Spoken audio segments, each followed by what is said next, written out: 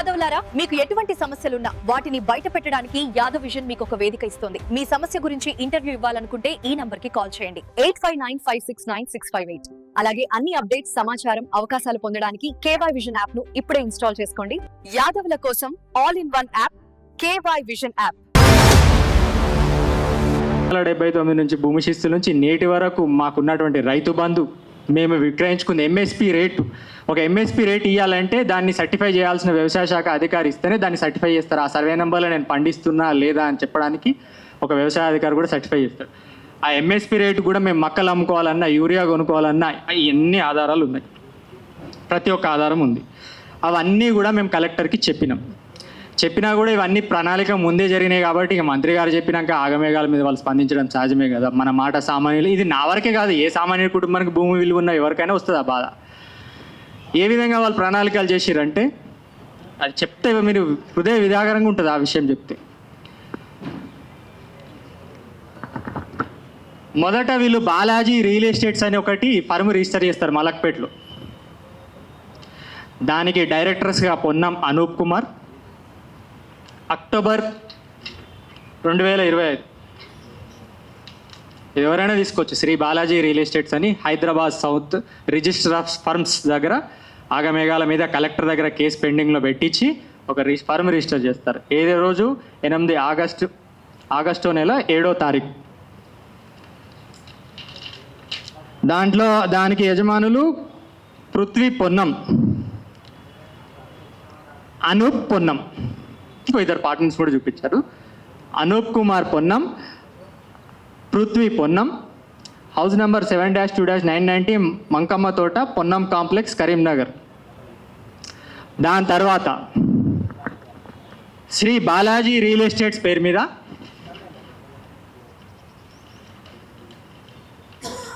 ఈ భూములన్నీ బదలాయించబడతాయి. మొదట మా కుటుంబం యొక్క రికార్డు లేని వాళ్ళకి రికార్డు ఇచ్చేసి 16 ఎకరాలు, మోకా మీద 8 ఎకరాల 30 గుంటలుంటే ఆయన 16 ఎకరాల వ్యవసాయ భూమి కింద భూభారతిలో ఎంట్రీస్ చేపించి ఇదిగో చూడండి, Ponnam Anoop Kumar authorised by Shri Balaji real estates Karimnagar పేరు మీద 16 ఎకరాల భూమి భూభారతి ద్వారా రిజిస్ట్రేషన్ చేయించుకుంటారు. ఇదంతా ఇక్కడ కలెక్టర్ దగ్గర పెండింగ్లో ఉండగానే, మ్యాటర్ ఉండగానే ఫర్మ్ రిజిస్ట్రేషన్ అవుతుంది. 8 ఎకరాల 30 గుంటల వ్యవసాయ భూమి ఉంటే ఆడ 16 ఎకరాల వ్యవసాయ భూమిగా భూభారతిలో నమోదు చేస్తారు. నమోదు చేసిన మా కుటుంబం ద్వారా భూ బదలాయింపులు కూడా చేస్తారు, రిజిస్ట్రేషన్స్. కానీ మోకా మీద 8 ఎకరాల 30 గుంటలే ఉంటుంది. మిగతా భూమి అంతా ప్లాట్లు, ఇండ్లే, అక్కడ అపార్ట్మెంట్స్, రోడ్స్, బిల్డింగ్సే కనిపిస్తాయి. వాళ్ళను కూడా ఈ లీగల్ ఒపీనియన్ వాళ్ళని కూడా ప్రమాదంలోకి నెట్టేసిండు. ఆ కొనుగోలు చేసిన వాళ్ళని కూడా ఆందోళనకు నెట్టేసిండు. అక్కడ వాళ్ళ అసోసియేషన్ వాళ్ళు కూడా మొత్తం మీటింగ్లు పెట్టుకున్నారు, ఇదేంది దుర్మార్గం ఏందని. ఇది అయిపోయింది, రిజిస్ట్రేషన్స్ అయిపోయినాయి, అన్నీ అయిపోయినాయి. డిసెంబర్ నెలలో ఆగమేఘాల మీద అయిపోగానే మీ నమోదులన్నీ చెల్లబడవు, మీ నమోదులన్నీ ఇల్లీగల్, మీరు ఒక్కరు పంచోటి చేసుకోబడలేదు, ఈ పంచోటి కానీ ఆస్తులు మీకు ఒక్కటి ఎట్లా చెల్లుతాయి అని కలెక్టర్ గారు ఆగమేఘాల మీద ఉత్తర్వులు తయారు చేస్తారు. ఇది అయిపోగానే, ఈ తతంగం అంతా అయిపోగానే ఉత్తర్వులు జారీ చేస్తారు.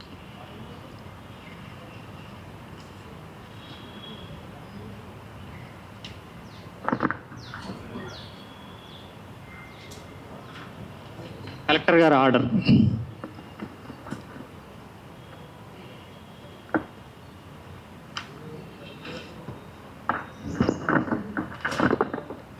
ఐదు 12/2025 ఈమె 28 ఎకరాల 34 గుంటలకు పట్టా ఇచ్చేస్తుంది. అక్కడ భూమి వాస్తవికానికి పోతే అక్కడ పంచనామా చేసిరా, అక్కడ మోకా మీద ల్యాండ్స్ ఉన్నాయా లేవా, ఇప్పటికి కూడా ఛాలెంజ్ అయ్యింది. మోకా మీదకి వెళ్ళిన తర్వాత ఎన్ని ఎకరాలు ఈమె ఇచ్చిన ప్రకారం భూములు ఉన్నాయా, లేకపోతే అక్కడ బిల్డింగ్లు, అపార్ట్మెంట్లు ఉన్నాయా, మీరే సాక్ష్యం చూస్తారు.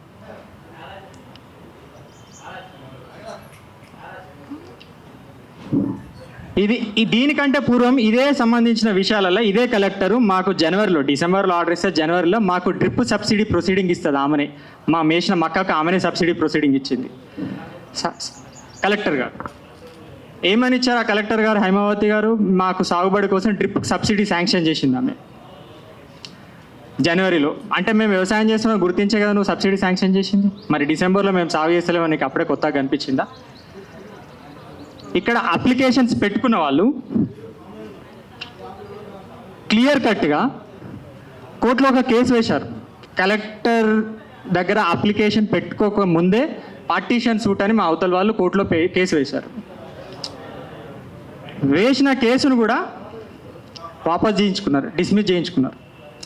ఇది నిజంగా కుటుంబ పంచాయతీ అని వాళ్ళు సమర్థించుకుంటే, ఇది నిజంగా వాటాల పంచాయతీ అని వాళ్ళు సమర్థించుకుంటే పార్టీషన్ కేసుని ఎందుకు వాపస్ పెట్టుకోవాలి? మీరు ఫర్మ్ రిజిస్ట్రేషన్ కాగానే కేసు వాపస్ తీసుకుంటారు, కేసు వాపస్ తీసుకోగానే భూములు రిజిస్ట్రేషన్ చేస్తారు, భూములు రిజిస్ట్రేషన్ అయిపోగానే కలెక్టర్ ఆర్డర్ ఇస్తుంది. గమనించాల్సిన విషయం దయచేసి ఇది. ఫస్ట్ ఫర్మ్ రిజిస్ట్రేషన్ అవుతుంది, ఫర్మ్ రిజిస్టర్ కాగానే పార్టీషన్ సూట్, కోర్టులో ఉన్న కుటుంబ పార్టీషన్ సూట్ విత్డ్రా పెట్టేసుకుంటారు. ఎవరైతే న్యాయస్థానానికి వెళ్ళి న్యాయం చేయమని వెళ్తారో వాళ్ళే ఈ కేసును వాపస్ తీసుకుంటారు. ఎవరైతే న్యాయస్థానానికి వెళ్ళి మాకు న్యాయం చేయమని అన్నారో వాళ్ళే వాపస్ తీసుకుంటారు. వాళ్ళు అక్కడే ఉన్నారు, ఎదురుగానే ఉన్నారు, వాళ్ళు కూడా దీని తర్వాత మాట్లాడతారు, వాపస్ తీసుకుంటారు. ఓకే ఓకే, ఫర్మ్ రిజిస్ట్రేషన్ అయిపోతుంది, కోర్టులో ఉన్న పంచోటి కేసు వాపస్ తీసుకుంటారు, దాని తర్వాత రిజిస్ట్రేషన్లు బదలాయింపు జరుగుతుంది, దాని తర్వాత ఆగమేఘాల మీద కలెక్టర్ ఆర్డర్లు పాస్ చేస్తుంది. కలెక్టర్ ఆర్డర్ పాస్ చేసిన తర్వాత బాలాజీ రియల్ ఎస్టేట్స్ అనే వ్యక్తి నా మీద ఇంజంక్షన్ సూట్ ఫైల్ చేస్తాడు మా కుటుంబం మీద. ఏంది, కలెక్టర్ ఆర్డర్ని బేస్ చేసుకొని ఈ భూమి మీద మాకు ఇంజంక్షన్ గ్రాంట్ చేయాలని చెప్పేసి ఒక ఆర్డర్ పాస్ చేస్తాడు, ఒక నోటీస్ ఇష్యూ చేస్తాడు. సారీ, ఆగమేఘాల మీద ఈ నోటీస్ రాగానే మీరు గమనించాలి, ఆర్డీఓ ఎక్కడైనా ప్రభుత్వ భూములు, ఆర్డీఓ ఎప్పుడు కేసు పెడతాడండి? ఎక్కడైనా ప్రభుత్వ భూములు కబ్జా చేస్తే ఎవరైనా కేసులు పెడతారు, ఎక్కడైనా సహజంగా. ఇదే ఆర్డీఓ నా మీద ఈ ప్రైవేట్ భూములలో నేను అడ్డుపడుతున్నా అని చెప్పేసి కేసులు పెడతాడండి ఆర్డీఓ నా మీద. ఆర్డీఓ యొక్క కంప్లైంట్ వినాలండి. P Sadanandam, revenue divisional officer. గమనించాలండి దయచేసి, ఇది ఒక న్యూస్ చూడండి మీరు. రాత్రికి రాత్రే సదానందం ఆర్డీఓ నా మీద కంప్లైంట్ ఇస్తాడు. ఏమని? బాలాజీ రియల్ ఎస్టేట్ అనే వ్యక్తి ఆయనకు అప్లికేషన్ పెట్టుకున్నాడంట. ఆ అప్లికేషన్ పెట్టుకున్న వ్యక్తికి నేను భూమి కబ్జాకు రాణిస్తలేనట, ఆయన భూమి అంటది, ఆయన భూమికి హద్దురాలు బాతనిస్తలేనట, ఆ భూమి ఆయన స్వాధీనపరచుకోవడానికి నేను సహకరిస్తలేనట అని చెప్పేసి సదానందము ఏసీపీకి కంప్లైంట్ ఇస్తాడు. ఏసీపీ కంప్లైంట్ పోగానే ఆగమేఘాల మీద ఏసీపీ సిఐకి ఫార్వర్డ్ చేస్తాడు కేసు. సిఐ ఆగమేఘాల మీద రాత్రి 9 గంటలకు బెడ్రూమ్లోకి వచ్చి నన్ను పట్టుకొని ఈడ్చుకొని వెళ్ళి 3 టౌన్ పోలీస్ స్టేషన్లో సీసీ ఫుటేజ్తో సహా ఉంటాయండి, సీసీ ఫుటేజ్తో సహా ఉంటాయి. ఆర్డీఓ కంప్లైంట్ మీద ఏసీపీ ఆగమేఘాల మీద స్పందిస్తాడు, ఏసీపీ ఆగమేఘాల మెమో జారీ చేస్తాడు, మెమో నంబర్ కూడా ఉంది ఇక్కడ, ఏసీపీ మెమో జారీ చేసినాడు. 3 టౌన్కి ఫార్వర్డ్ అవుతుంది. 3 టౌన్ నుంచి సిఐ ఆగమేఘాల మీద 20 మంది పోలీస్ ఎస్కార్ట్ వేసుకొని మా ఇంటికి వస్తాడు. ఇంటికి వచ్చి మా అమ్మను, నన్ను, మా బాబాయ్ని ఈడ్చుకెళ్ళి పోలీస్ స్టేషన్లో 9 గంటల రాత్రి తీసుకెళ్ళి 12:30 గంటల వరకు ఉంచుకున్నారండి. మా బంధువులందరూ 30 మంది వచ్చి పోలీస్ స్టేషన్ కూడా ధర్నా చేస్తే సీసీ ఫుటేజ్ ఉంటాయి, అబద్ధాలు చెప్పాల్సిన అవసరం లేదు. ఇగో ఆర్డీఓ కంప్లైంట్ ఇచ్చినటువంటి crime number 83 of 2026 P. Sadanandam, Revenue Divisional Office, Siddipet, stating that 14(3) about a petition was forwarded to the police station through ACP Siddipet wide memo number 217 of memo ACP Siddipet 2025 regarding obstruction caused by the official survey work at meter. ఎవరికి abstraction చేసినా అంటే నేను ప్రభుత్వ భూమికి abstraction చేసినా నేను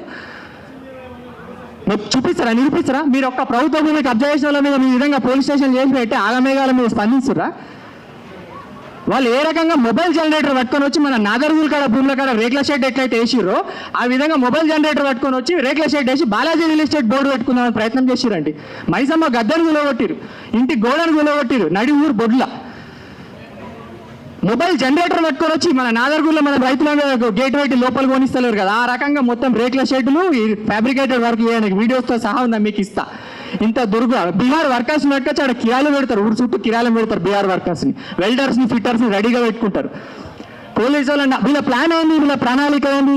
నన్ను police స్టేషన్లో వేసి నాన్ బెయిలబుల్ వారెంట్ కింద 3 రోజులు నన్ను రిమాండ్ పెట్టించి నాకు బెయిల్ రాకుండా వేసి ఈ 3 రోజులలో వీళ్ళు భూమికి దాడి చేసి కబ్జా పెట్టుకోవాలి. దీనికి ఆర్డీఓ కంప్లైంట్ ఇస్తాడు. ఇంత దుర్మార్గమా అండి మీది? ప్రజాప్రభుత్వమా మీది? రైతు ప్రభుత్వమా? ముఖ్యమంత్రిగా నేను వేడుకుంటున్నా, ఒక వ్యవస్థ ఫెయిల్ అయినప్పుడు స్పందించాల్సింది ముఖ్యమంత్రి అండి. జిల్లా వ్యవస్థ అధికారులు ఫెయిల్ అవుతారు. గ్రౌండ్ లెవెల్లో ఒక అధికారి ఫెయిల్ అయితే దాని పై అధికారి, ఆ పై అధికారి పని చేయకపోతే జిల్లా స్థాయికి వెళ్తాం. ఆ జిల్లా స్థాయి కూడా పని చేయకపోతే ఎవరు స్పందిస్తారంటే ఒక మంత్రి స్పందించాలి. ఆ మంత్రి అన్యాయం చేసినప్పుడు ఎవరు స్పందిస్తారండి? దేశానికి రాజు అయినా ఒకటే, మంత్రి అయినా ఒక, ముఖ్యమంత్రి అయినా ఒకటే. ఎందుకంటే రాజులు అంటే స్పందించారండి. పేదలకు ఏమైనా అన్యాయం జరిగితే వాళ్ళనే శిక్షలు వేసారు. అంతకంటే ఘోరమా అండి మన ప్రభుత్వంలో? ఇది ప్రజాస్వామ్యమా? ఏ ప్రమాణం చేసి మీరు వచ్చి వ్యవస్థను నిర్వీర్యం చేసి మీ వ్యక్తిగత స్వార్థాల కోసమా మీరు వ్యవస్థలో ఆడుకుంటుంది? కలెక్టర్లు అందరూ మీకు ఊడిగం చేయడానికి కోసమా?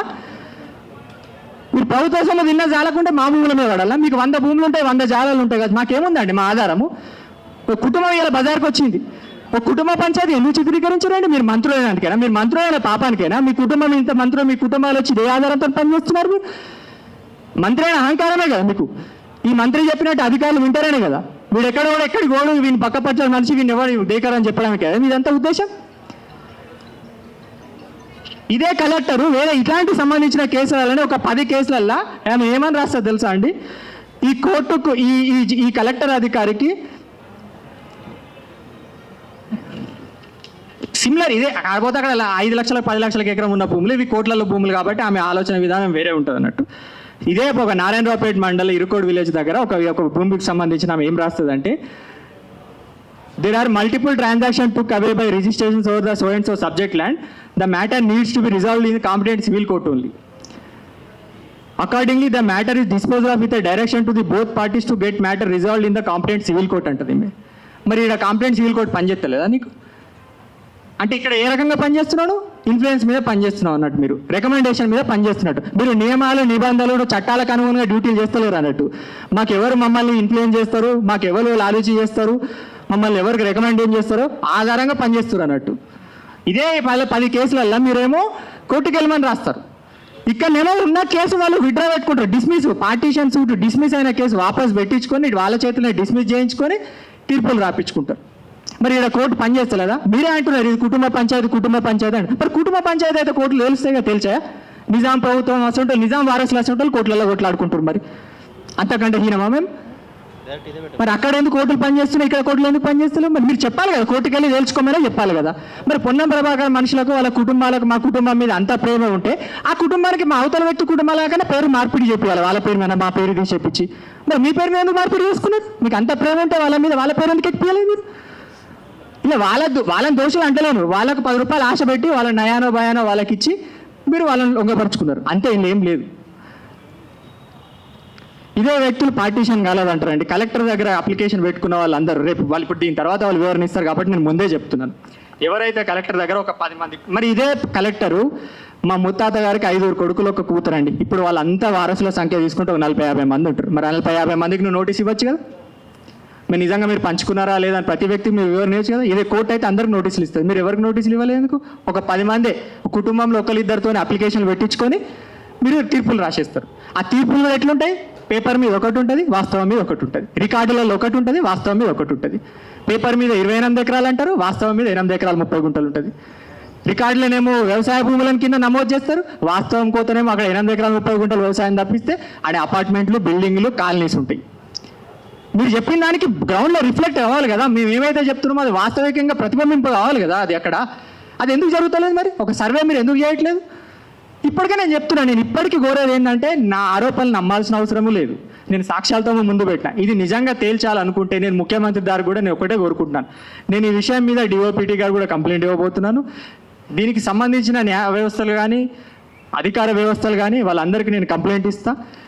లీగల్గా దీని మీద ఉన్నత స్థాయి విచారణ చేయండి. మీరు నిజంగా చిత్తశుద్ధి ఉన్నట్టయితే ఉన్నత స్థాయి ఒక విచారణ, దీన్ని ఏ లెవెల్లో ఎంక్వైరీ చేస్తారా? సిబిసిఐడితో చేపిస్తారా, లేకపోతే ఇంకో ఉన్నత సంస్థతో విచారణ చేపిస్తారా? చేపియండి. మేము చెప్పాల్సింది నమ్మాల్సిన అవసరం లేదు, అవతల వ్యక్తులు నమ్మాల్సిన అవసరం కూడా ఏం లేదు. మీరు విచారణ చేస్తే మీ విచారణ ఆధారంగా దోషులను మాత్రం మీరు విడిచిపెడతారా, శిక్షిస్తారా?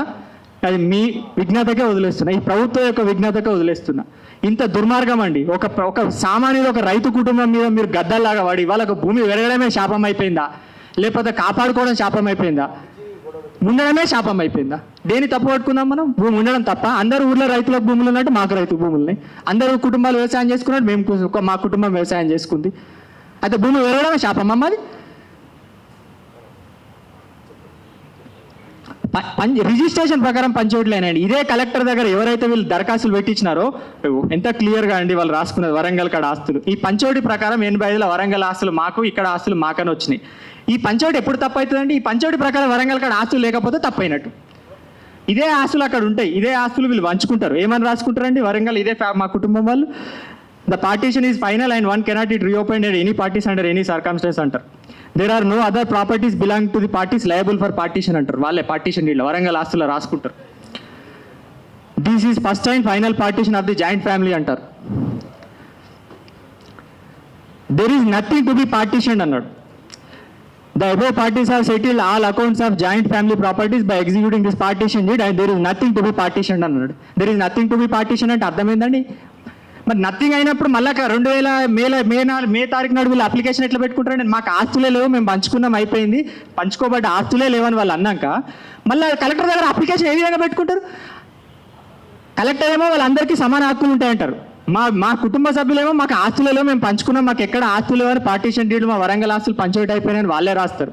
మళ్ళీ రాసినాక ఆస్తులు ఎక్కడికి వెళ్ళి వచ్చినాయండి? మళ్ళీ కలెక్టర్ గారికి ఏం అర్హత ఇచ్చింది? సరే నేను మెరిట్స్లో కూడా పోగలుగుతాను, ఆ పంచాయతీలు ఎట్లానే ఉండని సరే నేను ఈ ప్రకారం చూపించిన.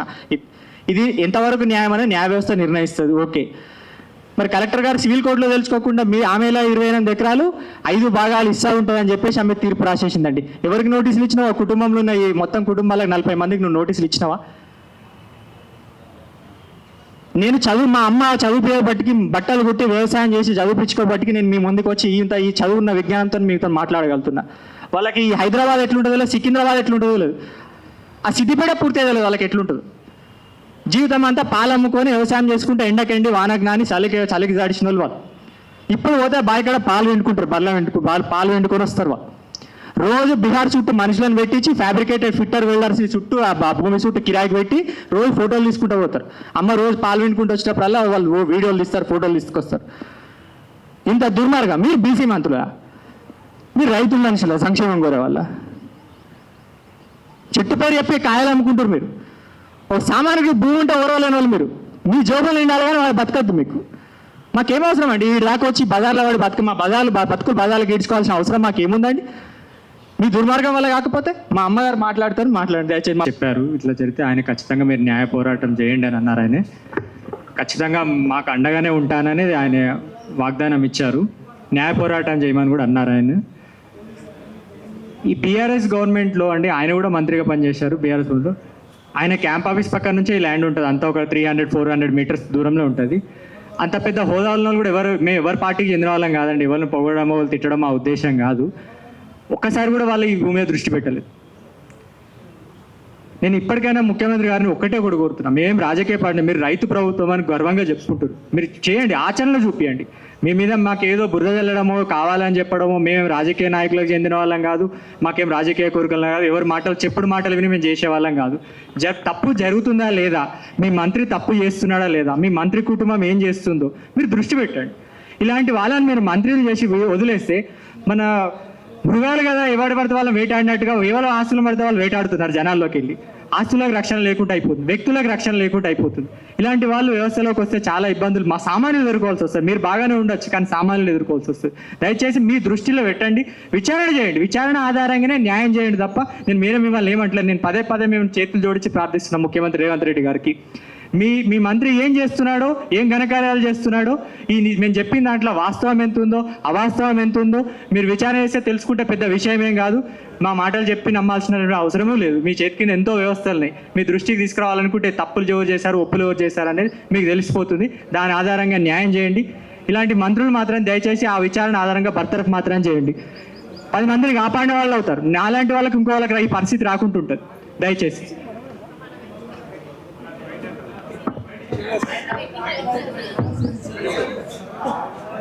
Go!